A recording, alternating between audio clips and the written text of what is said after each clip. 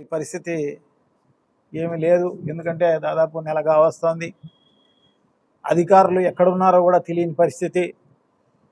ఈరోజు కలెక్టరు ఆఫీసుకు రావడంలే, జేసీలు ఆఫీసుకు రావడంలే, ఎవరు రావడంలే, ఎవరు అందరు అగమ్య గోచరంగా చూస్తున్న పరిస్థితి అన్నమాట. ఎక్కడ చూసినా విచ్చల విడిగా, కోస్తాలో అయితే ఎక్కడ చూసినా క్లబ్బులే. ఊరిలోనూ ఏసీ టెంటులు వేసి ఎక్కడ చూసినా కూడా పేకాట క్లబ్బులు పెద్ద ఎత్తున చేస్తున్న పరిస్థితి. ఎంత దారుణం! కోస్తాలోనే కాదు, రాయలసీమలో కూడా అన్ని ఊర్లలో ఈరోజు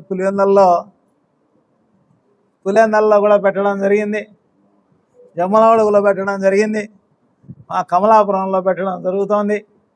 సో ఈ రకంగా ఎక్కడ పడితే అక్కడ క్లబ్బులు, ఎక్కడ పడితే అక్కడ ఇసుక దోపిడీ, ఎక్కడ పడితే అక్కడ మట్టి దోపిడీ, ఇక్కడ అక్కడ అనేది కాదు, త్రూఅవుట్ రాష్ట్రం ఇప్పుడు ఈ రకంగా విచ్చల వేడిగా. మరి ప్రభుత్వ అధికారులు ఉన్నారా? అసలు ప్రభుత్వం ఉందా లేదా? ప్రజలకు కూడా అర్థం కాకుండా క్వశ్చన్ మార్క్ చూస్తూ ఉన్నారన్నమాట. సో ఇంత దారుణం ఎప్పుడు కూడా చూసిన పరిస్థితి లేదు. ఇంత విచ్చలవిడిగా ఏదో కనుచూపు కొంచెము సాటుగా ఏమన్నా జరుగుతానేమో కానీ ఎక్కడన్నా అయితే మా వైఎస్ఆర్ కాంగ్రెస్ ప్రభుత్వంలో ఇటు పరిస్థితి అక్కడ మట్కా కార్యక్రమం, ఎక్కడ పడితే అక్కడ క్లబ్బులు, ఎక్కడ పడితే అక్కడ అన్ని రకాలైన ఇటీ చేస్తున్న పరిస్థితి ఈరోజు. నిజంగా కూడా చాలా దారుణం. దీన్ని తీవ్రంగా ఖండించాల్సిన అవసరం తప్పకుండా ఉంది. ఎందుకంటే పూర్వం చంద్రబాబు నాయుడు గారు ఈ రాష్ట్రాన్ని అవినీతిమయం చేయడం జరిగింది. ఈ రాష్ట్రాన్ని నెంబర్ 1 రాష్ట్రంగా అవినీతిలో తయారు చేసిన పరిస్థితి గతంలో చంద్రబాబు నాయుడు గారికి ఉన్నది. అటువంటిది జగన్మోహన్ రెడ్డి గారు ఒక అవినీతి రహితమైన పరిపాలన ఈ 5 ఏళ్ళు అందిస్తే, సో ఇప్పుడు విచ్చలవిడిగా ఆ కార్యక్రమం అంతా కూడా జరుగుతున్న పరిస్థితి. సో ఇది నిజంగా కూడా తీవ్రంగా ఖండించాల్సిన అవసరం తప్పకుండా ఉంది.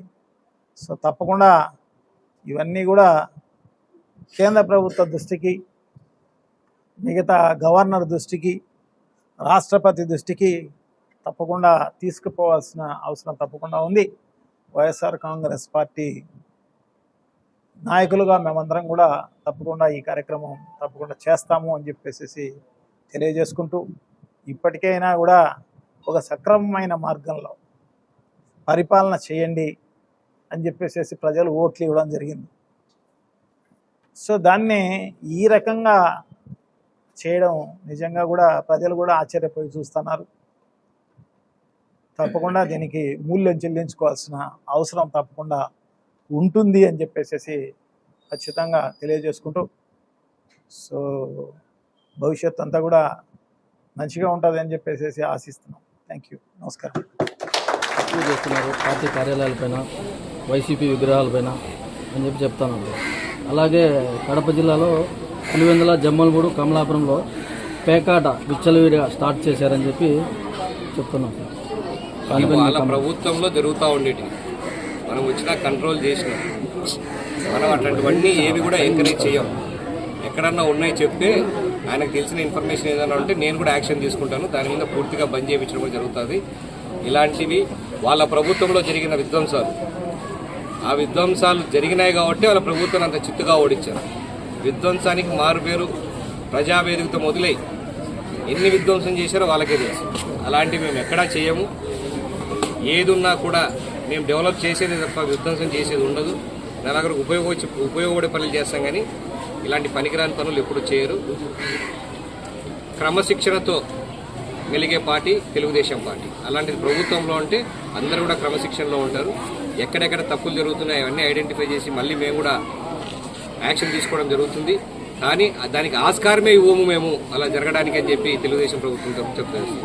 ఊరికే చెప్పాలా, మీడియాలో కనపడాలా, ఏమైపోయినా నెల అయిపోయింది పట్టించుకోలేదే, కనపడకుండా పోయినారే, హిమాలయాల్లో పోయినారని ఒకరు, ఆడికి పోయినారని ఒకరు అనేదానికి ఇది వచ్చి ఒక మాట మాట్లాడి పోతాంటే మేము బతుకున్నాం అని చెప్పుకునేదానికే కేవలం ఆ ప్రెస్ మీట్ తప్పితే పనికి వచ్చే మాటలు ఒకటి కూడా కాదు.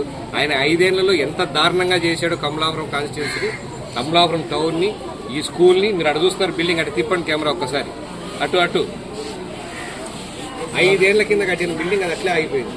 ఇండోర్ స్టేడియం పిల్లలకి పనికి వచ్చేదే కదా. 5 ఏళ్ళు ఏం చేశాడు? ఊరికే మాటలు మాట్లాడే తప్ప అన్నీ ఊరికే జరుగుతూ ఉంటాయి. పని చేసేది మనము, మా ప్రభుత్వం పని చేసే ప్రభుత్వం పని చేసి చూపిస్తాం.